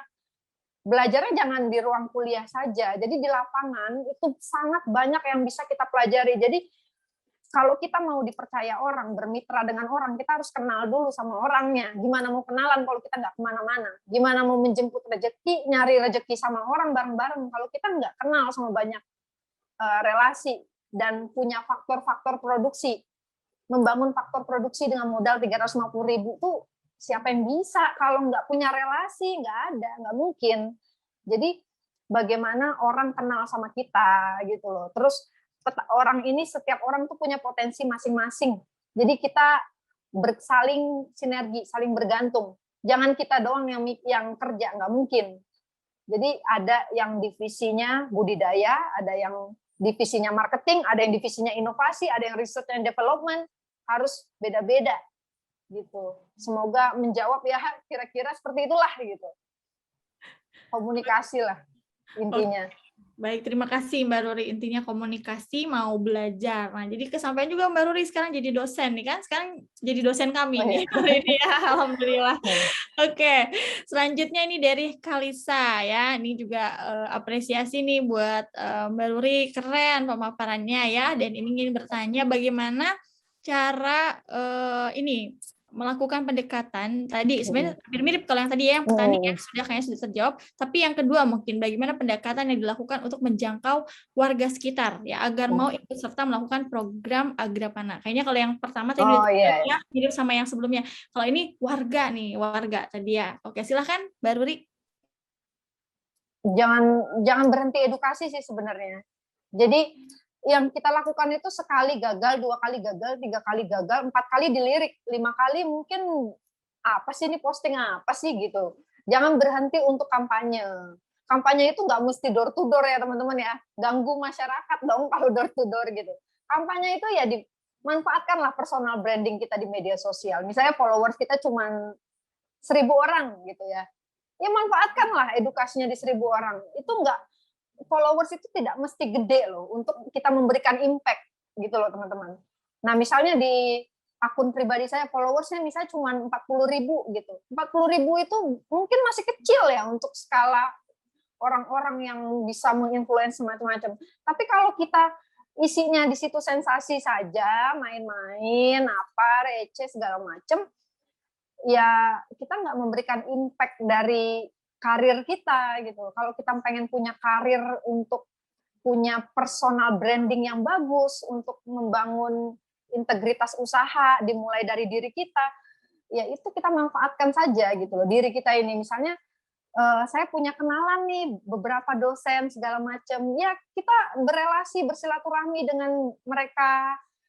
Saya punya program ini, mana tahu ibu sama teman-temannya di komplek tertarik segala macam. Nah itu kan dimulai dari apa? Dari kenal. Jadi komunikasi. Nggak mungkin kita nawarin ke orang yang tidak kita kenal gitu loh. Mumpung nih teman-teman di komunikasi pengembangan masyarakat sudah harus lebih banyak mengenal orang, mengenal warga dibandingkan fakultas lainnya tentu saja ya. Nah, lebih banyak mengenal petani harusnya.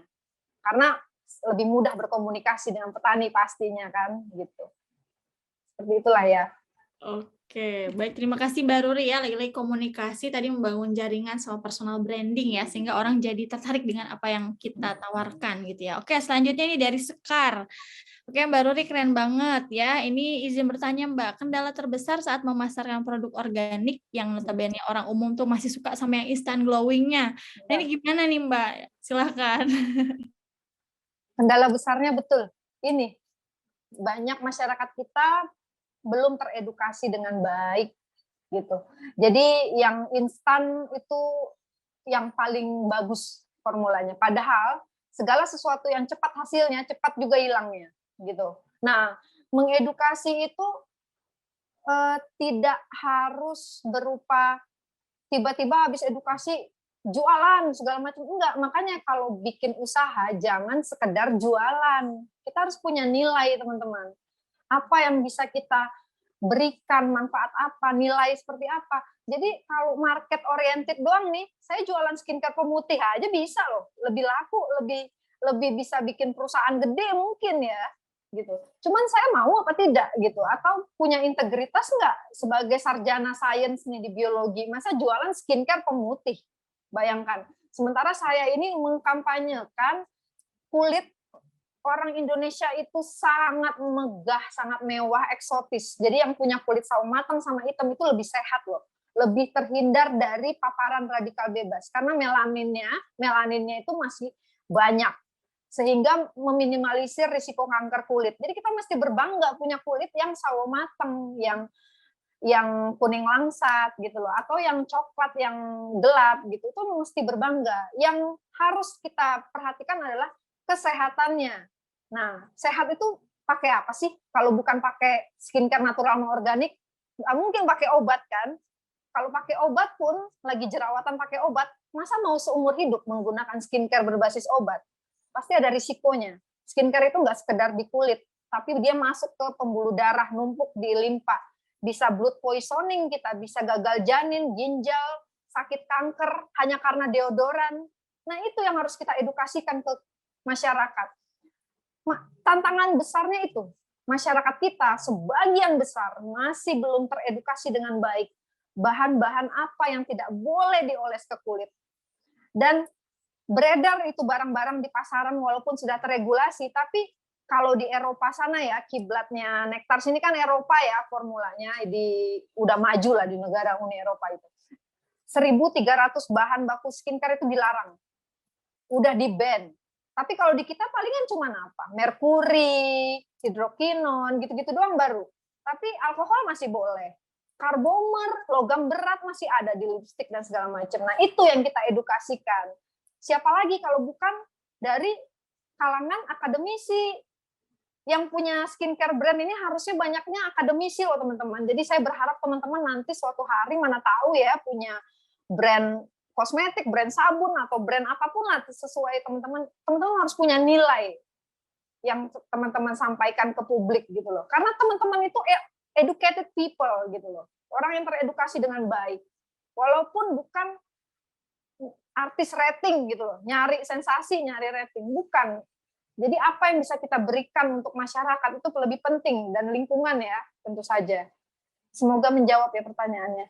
Oke, terima kasih Mbak Ruri. Wah, ini luar biasa nih ya. Jadi bukan cuma sekedar menjual produk ya Mbak, walaupun ada tantangannya itu menjadi sebuah semangat ya supaya kita terus mengedukasi tadi sehat dan sustainability ya. Dan tadi kalau yang cepat easy go, easy come ya, easy come, easy go. Nah, jadi prinsipnya itu ya teman-teman. Oke, selanjutnya ini pertanyaan dari Eme nih ya. Jadi Mbak, lagi-lagi soal nanyain kendala nih yang pernah dihadapi dalam bangun usaha. Nah, apalagi ini dikaitkan sama dampak pandemi COVID ya. Nah, gimana cara menghadapinya, Mbak Ruri? Silahkan. Baik, usaha itu kan nggak mungkin mulus terus ya teman-teman ya. Bahkan tiap hari aja saya mikir loh teman-teman. Tiap hari saya harus bekerja. Bahkan sering banget begadang gitu loh. Maksudnya tantangannya itu sangat besar loh. Apalagi di keterbatasan yang ada, UKM itu terbatas banget segala sesuatunya, pemasaran, inovasi produk, R&D, dan segala macamnya semua terbatas kan. Jadi tantangannya itu besar sekali gitu. Tapi bagaimana mengatasinya? Yang pertama itu kita harus punya mental atau passion. Nah, grow mindset. Nah, passion kita itu gini loh teman-teman. Kalau teman-teman pengen jadi dosen, apapun risikonya, tantangan besar seperti apapun, teman-teman berani kan mengambil risikonya. Nah, begitu juga dengan saya. Apapun tantangannya, saya pasti berani mengambil risikonya, karena udah itu pilihan, seperti itu. Nah, tantangan besar di usaha itu banyak sekali, teman-teman. Apalagi di negeri kita. Bagaimana UKM atau lokal brand sering dianggap remeh kualitasnya, hanya karena apa? Buatan orang Indonesia, buatan orang lokal, dianggap mutunya lebih sedikit daripada buatan orang luar negeri. Padahal mega biodiversity atau keanekaragaman hayati negeri kita itu terbesar nomor 3 di dunia. Orang-orang ngincer banget. Contoh, pegagan yang di skincare, Centella asiatica. Orang Korea menggadang-gadangkan Centella asiatica. Kita pegagan melimpah, kualitasnya jauh lebih bagus dibandingkan yang buatan Korea. Tapi skincare Korea malah booming kan, malah ngetren sekali dibandingkan skincare lokalnya kita atau UKM gitu loh. Itu tantangannya. Bagaimana mengubah mindset orang-orang atau masyarakat kita supaya lebih percaya atau mendukung sesamanya gitu loh. Lokal brand itu mutunya juga kita nggak boleh main-main gitu loh. Kayak Moringa atau Kelor, Krokot itu terbaik loh kualitasnya di dunia loh, di dunia. Semua plant ekstrak atau ekstrak tanaman dari Indonesia ini banyak yang nggak ada di luar negeri. Orang luar negeri belanja, ngambil, eksploitasi, dia bikin brand laku. Jadi seolah-olah tuh kayak gini, kita punya barang, dibeli sama orang luar, kita belanja produk orang luar gitu loh teman-teman. Itu tantangannya kita selama ini. Coba bayangin, teman-teman ke mall yang dijual ada tas brand lokal yang satu mall itu isinya brand lokal yang menguasai. Nggak ada brand-brand luar negeri yang branded segala macam gitu loh. Karena kita ini negaranya konsumtif, nggak mau berpikir untuk jadi produsen di negeri sendiri gitu loh. Nah itu makanya bagaimana kita mengedukasi masyarakat pelan-pelan nih, dimulai dari teman kita sendiri atau sekitar kita lah ya, untuk lebih mendukung dan percaya dengan potensi kita yang ada. Itu sih tantangan besarnya itu. Suka dianggap remeh, itu loh tantangan besarnya. Cuma nggak apa-apa, itu jadi cambuk kita untuk lebih baik lagi ke depannya. Oke, semoga menjawab ya teman-teman. Oke, baik. Terima kasih Mbak Ruri. Ini jawabannya tadi kayaknya pertanyaannya Tiwi juga hampir mirip. Jadi kayaknya sekaligus menjawab pertanyaan Tiwi ya. Karena tadi tips dari Mbak Ruri untuk kita mau memulai suatu usaha tanpa ragu-ragu gitu kan. Tadi sebenarnya kan kuncinya kalau Mbak Ruri selalu bilang edukasi gitu ya, dan selalu tadi yang penting adalah membangun jejaring dan sebagainya gitu. Jadi menurut saya ini udah terjawab yang Tiwi ya, sekaligus tadi pertanyaan Eme dan Tiwi. Selanjutnya dari Jessica nih ya. Ini mau melanjutkan pertanyaan dari Hawa ya. Jadi menanyakan kepercayaan Mbak Ruri pihak nih. Kalau Hawa menanyakan kepercayaan Mbak Ruri pihak luar, saya ingin tanya bagaimana cara Mbak Ruri mempercayakan anggota tim Mbak Ruri untuk ikut membangun usaha.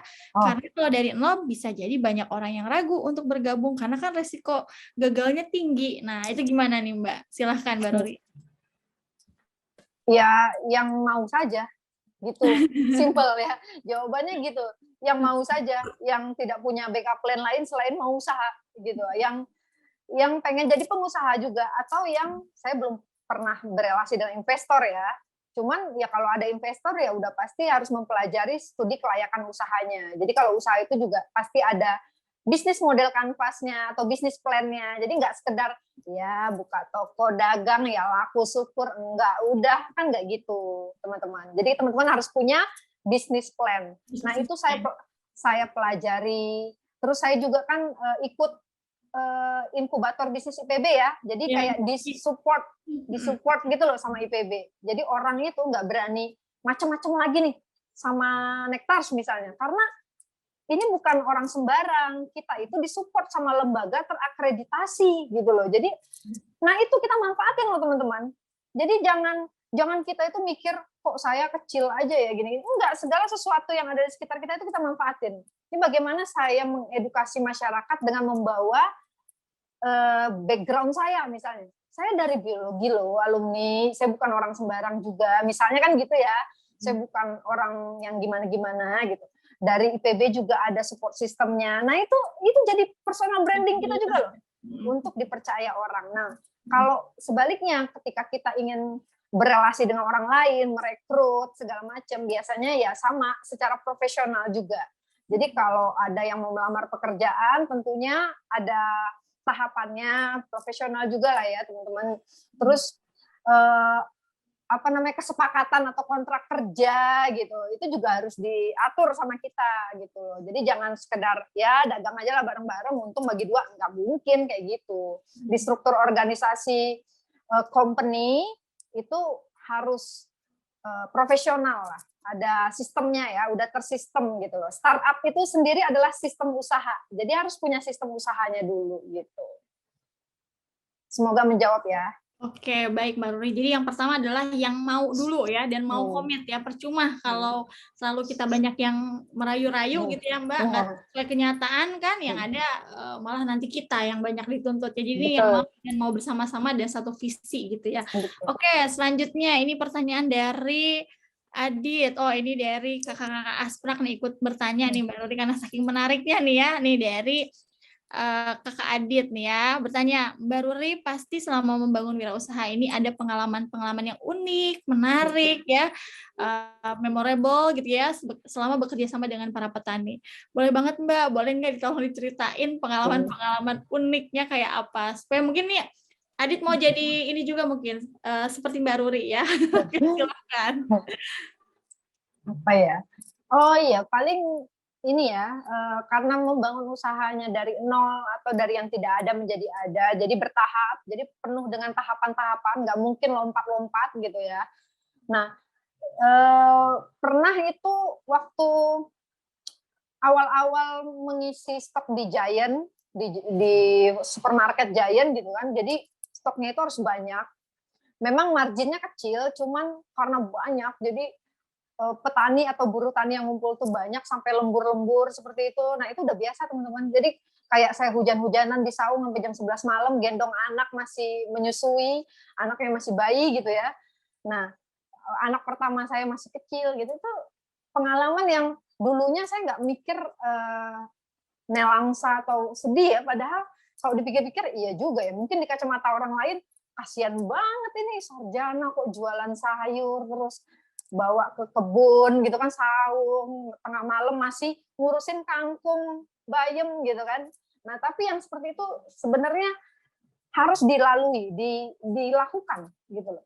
Kebanyakan nih ya sarjana itu ngerasa gini, wah gue sarjana nih, gaji UMR gitu loh, gaji UMR, tapi dia nggak punya pengalaman, nggak punya skill gitu loh. Apa yang mau dia jual, dia nggak punya nilai bergen gitu loh. Makanya belajarlah untuk menimba ilmu atau melakukan sesuatu itu dari nol gitu loh teman-teman. Jangan ngerasa mentang-mentang kita sudah sarjana, mentang-mentang kita sudah pernah kuliah, kita ngerasa lebih hebat dari orang lain gitu, sampai malu jualan sayur doang gitu loh. Ada loh teman saya seperti itu, jadi dia S2 malu jualan sayur. Nah, teman saya yang satu lagi S2 marketing di manajemen bisnis IPB, cum laude, anak orang kaya, rumahnya samping-sampingan sama bupati, dia nggak malu tuh naik motor jualan sayur, bantu saya branding gitu. Gitu. Padahal dia S2 loh, saya cuma sarjana, saya pertamanya malu. Terus terang, enak aja nih bokap gue misalnya kan masih ngekolahin, nggak pernah kekurangan ya, jajan tinggal minta gitu, selama kuliah mau beli apa aja belanja bisa, tiba-tiba jebret, harus nyari nafkah sendiri gitu misalnya kan, harus berusaha sendiri bersama keluarga sama suami, ya, suami bertani, dia nggak malu, padahal dia sarjana teknologi industri pertanian. Nah, kenapa saya mesti malu gitu loh? Itu yang harus kita lakukan sebagai sarjana, kita harus tahu dari hulu ke hilirnya, dari berkomunikasi juga seperti itu kan, dari bawah sampai ke atas gitu loh. Jangan mau atasnya aja, bawahnya bengong kita, nggak bisa ngomong sama orang bawah misalnya, seperti itu. Jadi yang unik-uniknya yang seperti itulah ya, mungkin yang dari nolnya gitu loh, yang menurut orang, aduh kasihan sekali ini, nawarin sayur pakai sambil begadang di kebun segala macam. Cuman ya itu pernah terjadi dan enjoy aja sebenarnya, nggak ada masalah. Oke Mbak Ruri, jadi totalitas ya Mbak Ruri ya, no pain no gain ya, jadi luar biasa nih Mbak Ruri merintis ini, luar biasa nih Adit ya, mudah-mudahan nih Kak Adit bisa mengikuti jejak Mbak Ruri ya. Oke, selanjutnya ini dari Kak Teddy, ini juga dari tim Asprak nih ya. Izin bertanya, era saat ini era di mana media sosial jadi tren kekinian dalam melakukan promosi produk jasa. Tadi ya sudah disebutkan Mbak Ruri ada soal digital marketing. Nah, saya tanyakan adalah bagaimana pengelolaan media sosial mungkin khususnya IG nih Mbak Ruri dalam mempromosikan hasil panennya usaha Mbak gitu, dan apakah ada teknik tertentu dalam pengelolaan media sosialnya Mbak? Silakan Mbak Ruri. Oke.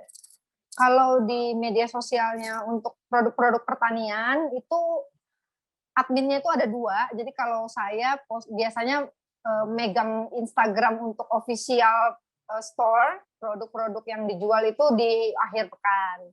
Tapi ada adminnya 1 orang lah ya yang megang admin IG-nya Nektas, admin IG-nya Petani Organik. Nah, bagaimana kita menjaga agar itu hidup gitu, media sosialnya hidup itu ya jangan mut-mutan. Kalau jualan atau dagang atau mengedukasi. Edukasi itu kalau bisa tiap hari kita bikin plannya.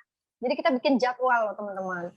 Hari ini kita mau posting apa ya, nah itu bisa. Cuman kalau saya ini masih serampangan nih, masih sembarangan karena saya masih sesuka saya, tapi postingnya rutin, tapi konsepnya atau kontennya sesuka saya. Itu jangan ditiru. Teman-teman bisa bikin konsep konten seminggu ke depan apa gitu misalnya ya. Nah, jangan tiru saya yang serampangan lah. Kalau teman-teman ngecek Instagramnya Petani Organik, Nektars, itu postingannya masih random, tapi edukasi itu pasti tiap hari. Jangan berhenti mengedukasi. Jangan sekedar jualan saja gitu loh. Kalau jualan saja ya semua orang bisa jadi tukang sayur, teman-teman. Tapi apa bedanya sayur yang dijual sarjana atau bertani? Sarjana itu bertani bersama petani dibandingkan petani itu bertani sendiri. Itu yang mesti teman-teman pikirkan. Harus ada pembeda dong. Percuma teman-teman bekerja bersama petani, petaninya begitu-begitu aja, nggak sejahtera, enggak, kerjaannya ribet, repot, jualan masih dia mikir gitu loh. Itu kan nggak bisa seperti itu. Jadi itu manfaat teman-teman bagi masyarakat nanti ketika terjun gitu loh. Nah, teman-teman yang misalnya bekerja di bidang marketing nih misalnya kan, saya tertarik nih bermitra dengan petani, saya mau bantulah dia marketing dulu deh gitu, walaupun saya nggak ngerti tentang pertanian gitu.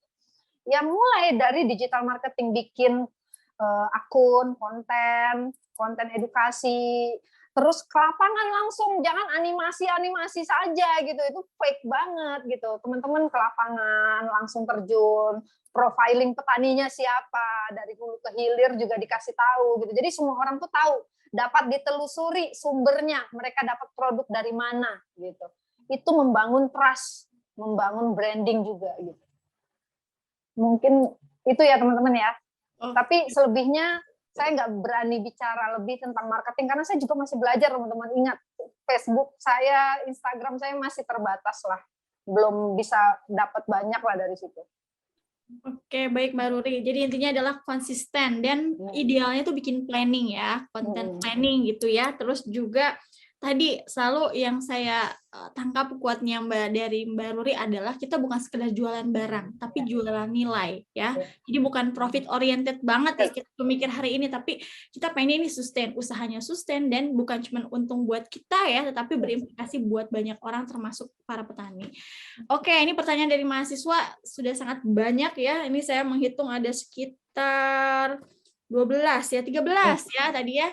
Nah, untuk kesempatan yang sekarang saya mau mencolek salah satu dosen yang hadir nih, Mbak Ruri. Di sini hadir ada Ibu Asri Sulistiawati, Ibu Aci, ini kami selalu manggilnya. Bu Aci, oke.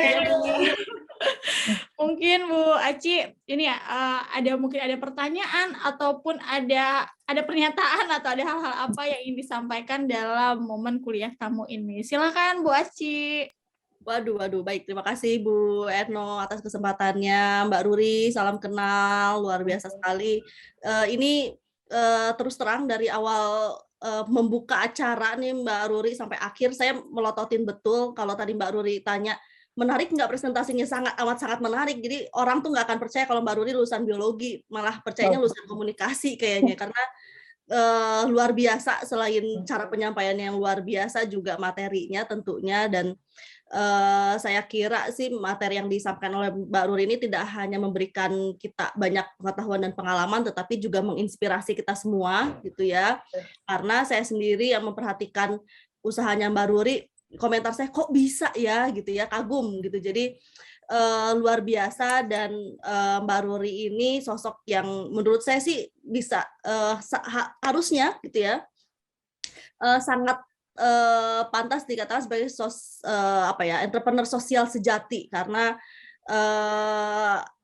selain Mbak Ruri berhasil mengembangkan usaha gitu ya menjadi entrepreneur, sisi lain juga yang paling penting menurut saya sih, kenapa usahanya Mbak Ruri dan rekan-rekannya ini sangat berhasil, bukan hanya karena produknya yang memang inovatif dan unggul gitu ya, tetapi nilai lain yang perlu kita yang saya pelajari gitu ya, bahwa bagaimana Mbak Ruri ini menciptakan added value di tengah masyarakat gitu ya, bahwa menciptakan produk itu tidak hanya berorientasi pada keuntungan, tetapi juga tadi kalau bertani ya harus laras dengan alam gitu ya. Kalau punya usaha produk di bidang lain seperti skincare ya jangan yang menjerumuskan gitu ya, karena tadi yang dikedepankan tuh bukan keuntungan tetapi added value-nya tadi gitu ya. Seperti itu dan sangat luar biasa. Terima kasih banyak kami sampaikan pada Mbak Ruri yang mau berbagi pada kami gitu ya. Dan kesimpulannya sih menurut saya karena ini tidak hanya menginspirasi bagi teman-teman yang lain tapi bagi saya juga. Jadi sepertinya wirausaha itu bukan pilihan melainkan tujuan. Gitu. Jadi semoga di antara teman-teman di sini nanti beberapa tahun mendatang ada yang mengikuti jejaknya Mbak Ruri, gitu ya. Terima kasih Mbak Ruri dan Bu Eno atas kesempatannya. Assalamualaikum. Sama-sama. Terima kasih Bu Aci. Iya betul ya. Jadi ini selaras dengan visinya IPB ya untuk membangun social entrepreneurship gitu ya. Jadi Mbak Ruri, mudah-mudahan ini banyak banget tadi inspirasinya luar biasa, pengalamannya. Jadi kalau kita kembali lagi lihat topik kita hari ini bicara komunikasi pemasaran dalam pengembangan UMKM dan upaya melibatkan petani lokal, itu udah real banget ya dilakukan oleh Mbak Ruri dan sangat IPB banget. Dan kalau kami di bawah Fakultas Ekologi Manusia, karena tadi bicara soal lingkungan, sustainability, itu ekoman banget, ekologi manusia banget ya. Jadi menurut saya ini disebutnya sebagai green economy ya. Jadi artinya ini luar biasa nih, keberlanjutan usahanya bukan cuma materinya tapi juga keberlanjutan lingkungan. Mungkin ada closing statement dari Mbak Ruri ya yang ingin disampaikan kepada kami semua, kepada teman-teman mahasiswa juga. Silakan Mbak Ruri, kami persilahkan.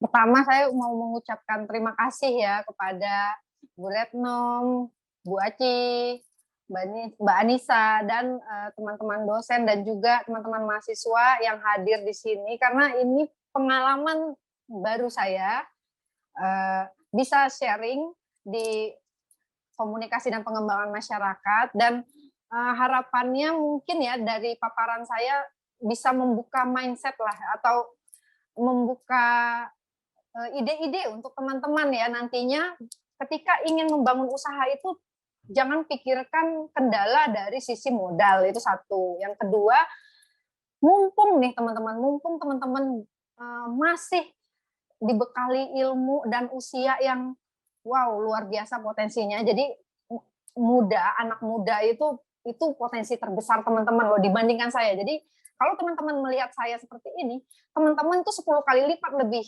daripada saya harusnya gitu. Jadi saya yakin kalau saya bicara yang saya sampaikan ini, itu teman-teman bisa lakukan 10 kali lipat lebih baik gitu. Jadi jangan berpikir yang saya sampaikan ini sesuatu hal yang dapat privilege. Jadi wah ya Mbak Ruri mah bisa begitu bikin PT, walaupun PT-nya baru 1 UMKM ya dia dapat privilege ini kenalnya. Enggak. Privilege itu kita sendiri yang bikin teman-teman, kita yang sendiri yang ciptakan. Dimulai dari mana? Dari basic skill kita. Kalau kita sudah masuk di komunikasi pengembangan masyarakat, udah belajar komunikasi, itu privilege banget dibandingkan orang lain yang kesulitan komunikasi loh teman-teman. Saya aja stres itu nggak bisa komunikasi sampai kuliah, bayangkan. Itu kalau teman-teman tidak mengalami itu harusnya teman-teman udah bekalnya udah luar biasa lah. Teman-teman udah punya faktor produksi sendiri ya, yaitu adalah skill komunikasi teman-teman. Tinggal teman-teman harus berpikir kreatif dan inovatif. Itu hanya bisa diperoleh ketika teman-teman belajar di lapangan. Jadi belajar teori itu sangat penting supaya teman-teman punya fondasinya, dan implementatif di lapangan, implementasi di lapangannya itu. Nah, itu bentuk dari praktik yang sesungguhnya. Dan itu teman-teman potensinya lebih besar jauh dibandingkan saya gitu. Jadi tetap semangat ketika teman-teman memilih untuk membuka wirausaha atau usaha ya yang berbasis entrepreneur gitu loh, bukan sekedar bisnis semata gitu loh, tapi kewirausahaannya tuh ada nilainya. Baik, itu saja. Terima kasih. Oke, baik. Terima kasih banyak Mbak Ruri. Intinya kita harus kreatif, teman-teman, inovatif tadi ya, dan selalu mau belajar dan komitmen gitu ya. Oke, Mbak Ruri, sekali lagi saya dan juga seluruh tim dosen dan mahasiswa mengucapkan, dan juga tim Asprak ya, mengucapkan banyak terima kasih ya Mbak Ruri, dan mewakili departemen juga Mbak Ruri. Terima kasih banyak di tengah kesibukan Mbak Ruri sudah meluangkan waktunya untuk mau berbagi banyak hal yang luar biasa ini ya, banyak banget pengetahuan yang kami peroleh gitu, dan insya Allah juga memberikan banyak semangat buat teman-teman mahasiswa gitu ya, untuk akan ada Mbak Ruri yang lain gitu ya, karena kita harapannya seperti itu, karena ternyata jumlah wirausaha di Indonesia juga masih sedikit ya. Jadi menurut saya ini adalah peluang besar buat teman-teman. Jadi sekali lagi terima kasih banyak Mbak Ruri, mudah-mudahan di kesempatan yang lain nanti kita bisa bertemu lagi, bisa berkolaborasi lagi, dan mudah-mudahan Mbak Ruri sukses dengan bisnisnya nih, dengan teman-temannya, dan sehat selalu untuk Mbak Ruri dan keluarga, dan juga untuk seluruh timnya Mbak Ruri ya. Oke Mbak Ruri, kita sekarang ada sesi foto dulu nih ya. Seperti biasa ya, kalau sekarang jadi kewajiban gitu ya, foto bersama. Setelah ini saya akan umumkan ya 2 penanya terbaik ya, yang tadi sudah dinilai oleh kakak-kakaknya. Oke, sudah siap? Silakan teman-teman, silakan on cam. Nah, kita tunggu nih. Ya, silakan on cam semuanya. Oke, timnya. Oke, yang akan memfoto dari Kak Teddy ya? Kak Teddy apa? Saya juga boleh, Bu. Oke, silakan. Nanti backup aja. Sambil ini backup ya, Mas Teddy juga. Oke, yang pertama dulu ya. Yang slide pertama, silakan. 1, 2, 3. Oke, bentar.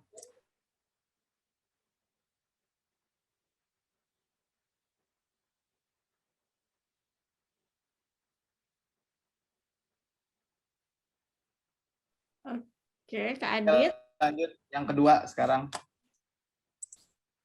Nah, yang kedua boleh. Siap ya, yang kedua.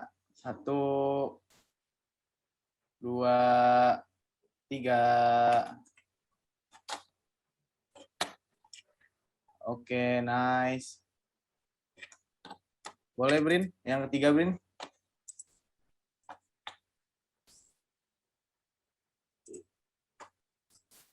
Yang ketiga juga ini sih nggak apa deh. Oke, yang ketiga 1, 2, 3.